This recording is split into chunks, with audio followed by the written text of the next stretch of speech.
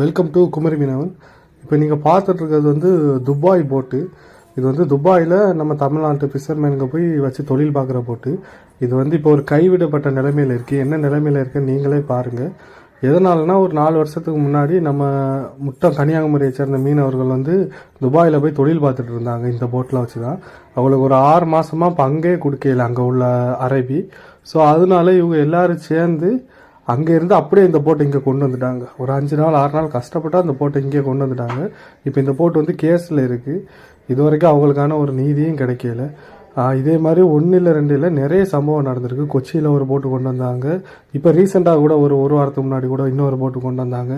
இந்த மாதிரி இங்கேருந்து போய் அங்கே கஷ்டப்பட்டு தொழில் பார்க்குற மீனவங்களுக்கு நியாயமான பங்கு கிடைக்காம பல பேர் கஷ்டப்பட்டுட்டு இருக்காங்க. இதே மாதிரி நிறைய வீடியோ பார்க்கணுன்னா நம்ம சேனலை மறக்காமல் சப்ஸ்கிரைப் பண்ணுங்கள். இன்ஸ்டாலே ஃபேஸ்புக்லேயே பார்த்துட்டு இருந்தீங்கன்னா மறக்காமல் ஃபாலோ பண்ணுங்கள்.